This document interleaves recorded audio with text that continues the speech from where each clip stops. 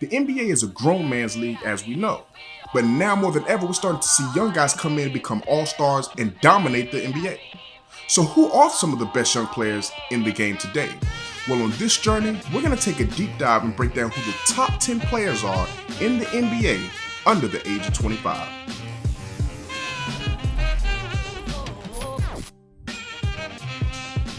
Welcome back to Journey of a Ballaholic, the best talk show for basketball addicts. I'm your host, General Hannibal X.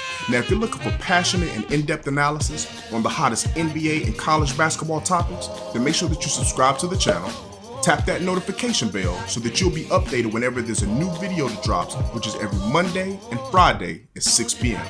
Okay, so as always, let's go ahead and start the video off with the comment of the day. Now, I want you to go down to the comment section below and let me know who you rank as the top 10 players in the NBA today that are under the age of 25. Okay, so before we get into the top 10 players that are in the NBA under the age of 25, let's look at the honorable mention list. These are the guys that kind of fall right outside of that top 10, but still definitely need recognition. Guys like Trae Young, guys like De'Aaron Fox, Jason Tatum, Brandon Ingram. The NBA is littered with supreme talent at all age ranges. But now let's go ahead and jump right into the top 10 players in the NBA that are under the age of 25. All right, checking in at number 10, Mr. D'Angelo Russell. Mr. I've got ice in my veins. Now, the 23-year-old checked in last year with the Brooklyn Nets, and though he was in the East, he's packing his bags up and moving out West. Going to be teaming up this year with the Splash Brothers and the Golden State Warriors. Now, if D'Angelo Russell is going to fit in alongside the Splash Brothers, he's got to continue to improve on what he did last year, which is have a career high from deep with 37% from the three.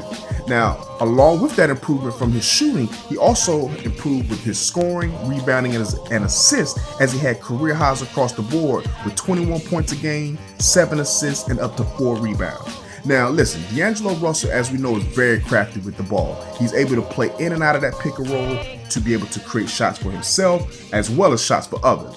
Now, if the first-time All-Star last year is going to do what he did with Brooklyn, which is be a leader, he has to continue to develop his game. And one of the biggest things he has to develop on is that efficiency.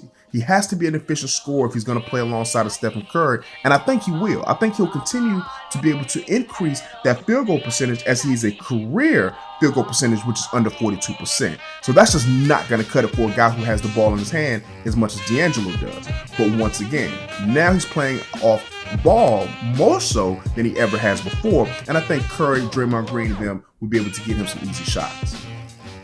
Okay, coming in at number 9, Kristaps Porzingis, the 24-year-old 7'3" monster, basically known as the unicorn. I mean, Kristaps is something that we've very rarely seen in the NBA. A guy with his size, his shooting ability, as well as his defense. I mean, this guy literally can really do it all. I mean, Kristaps, even though he missed the entire season last year with his knee injury, he is a one-time All-Star, though it was in the East. But you got to give him credit. I mean, the last time that we saw him on the floor, he was averaging almost 23 points a game, almost 7 rebounds. But the most impressive part about that was that he was shooting 39% from 3 while also being able to give you 2.5 blocks a game.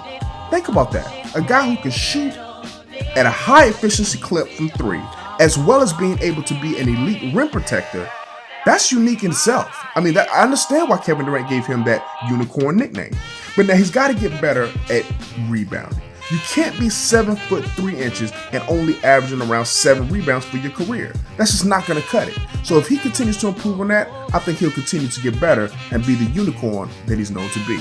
All right, coming in at number 8, we got Devin Booker, an absolute scoring machine. Listen to me. He scored 70 points and only took 40 shots. Granted, it was in a loss, but you got to give a young man credit who can go out there at such a young age. Mind you, he's only 22 years old and he put up 70 points. Listen, he's coming off a career best season where he averaged almost 27 points a game, 7 assists, 4 rebounds, while shooting an efficient 46.7% from the field. This is his 3rd straight year where he's giving you 22 plus points. And last year, you got to remember, he had back-to-back 50 plus point games. Like, listen, this man is putting up Kobe Bryant type numbers at such a young age. Now, he does have to improve in that defense, and that's going to be the next step for him. All right, coming in at number 7, Mr. Ben Simmons out of Philadelphia. Now, listen, Ben Simmons reminds me just of a young Magic Johnson. at the same type of 6'9" size to be able to see over the defense, being able to have those crafty no-look passes. Ben Simmons is special. But one of the things that I love about him, more so even than his passing, is his two-way ability. Ben Simmons last year averaged 1 steal and 1 block a game along with 9 rebounds. Now listen, he has work to do to improve in the half court, but in transition, this man is a monster. It's hard to truly be able to guard somebody that big who has a tight handle and he has the athletic ability that Ben Simmons has. I mean, listen, he's not just a 6'9" guy that plays under the rim like Magic did. Ben gets up. Ben has elite athletic ability. And so as long as he's able to continue to improve, as he saw him improve last year, setting career highs in field goal as well as free throw percentage, he has to continue to improve his offense.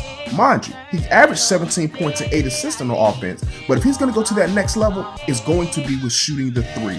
He has to continue to improve there, as he's only taken 18 threes through 182 total games. Okay, coming in at number 6, we've got Luka Doncic, the European sensation. Listen, Luka is something that we really haven't seen before, especially in a European player. Most of the great European players that we've seen have been like Dirk Nowitzki, Pau Gasol, we saw Arvydas Sabonis. Most of them were skilled big men. Luka at 6'7" is as skilled as they come, but he has guard skills. Listen, this man has already mastered the step back three-point shot. This is a professional move that he's crafted with elite footwork, and you mix that handle that he has along with his passing. Oh my, listen, the Dallas Mavericks have something special, and when they made that trade to get rid of Trae Young to get their hands on Luka Doncic, they made an amazing move. Luka was the 2019 Rookie of the Year last year, and this young man, who's still, to this day, only 20 years old and is going to continue to get better, last year averaged 21 points, 8 rebounds, and 6 assists. Listen to that, 21, 8, and 6 for a 20-year-old rookie. Like, I mean, listen, he's not a perfect player. He has to continue to improve his defense, and I would love to see him improve next year, specifically on his offensive field goal as well as his three-point percentage.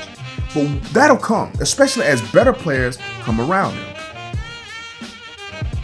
All right, so before we move on to the top 5 players that are in the NBA under the age of 25, go ahead and hit that like button if you're getting some value out of this video. All right, let's jump right back into the top 5, and coming in at number 5 is Donovan Mitchell, aka Spider-Man.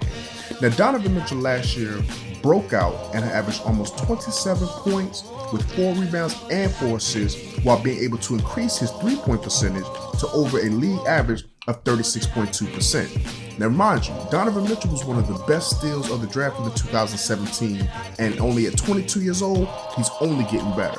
One of the few things that he's been able to do that some of these other young players under 25 have yet to do is his ability to already prove that he can lead a team to the playoffs, and not just make the playoffs, but actually win a playoff series.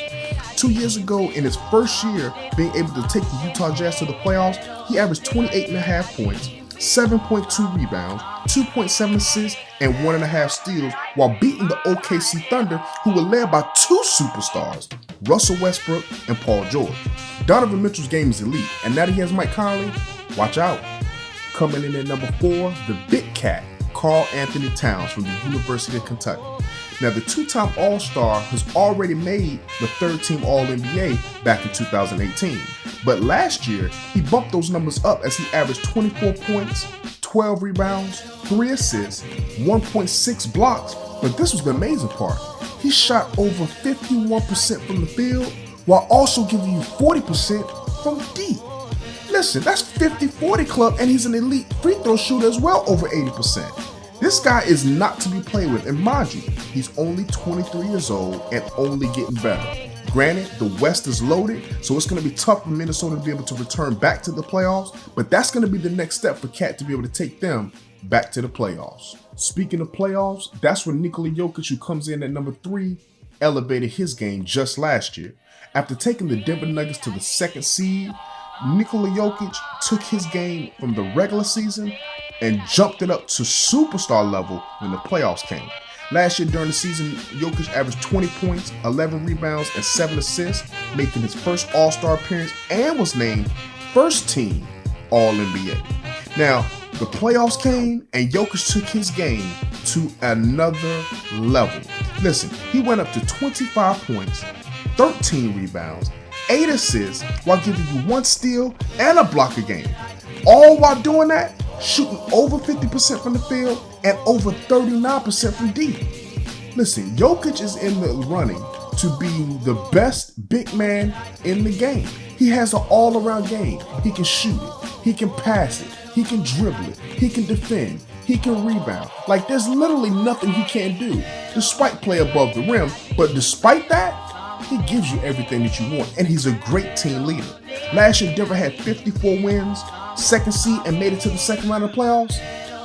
Watch out, NBA, he's coming. The reason that Jokic is the second best center is because Joel Embiid, who comes in at number 2, is the best center in the game, hands down. Listen, Embiid is like a modern day Hakeem Olajuwon. His ability to dominate both ends of the court is special.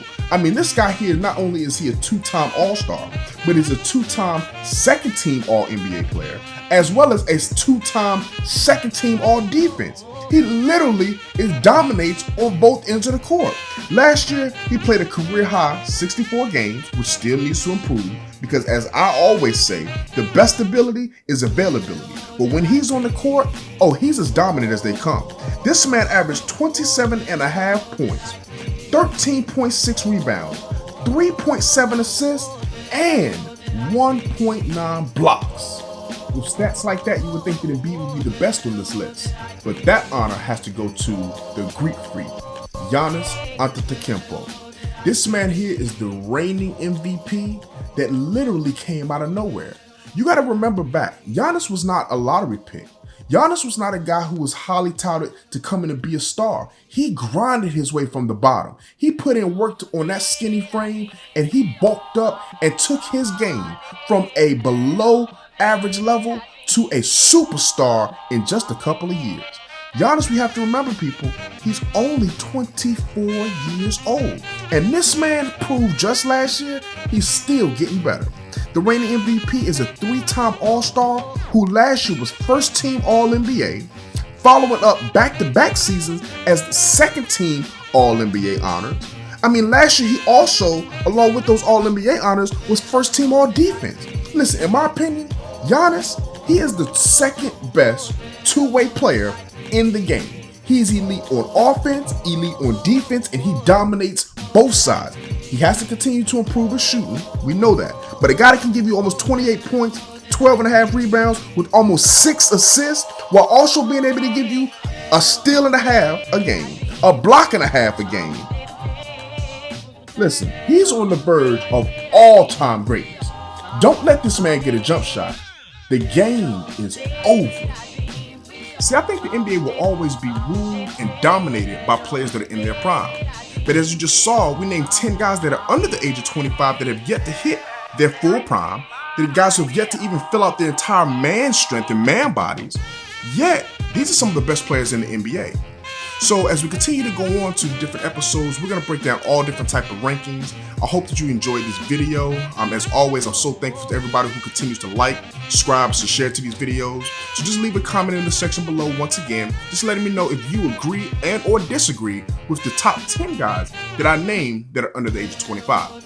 So as always, make sure that you subscribe to the channel, hit that like button, and tap that notification bell so that you can stay updated with the journey of a ballaholic.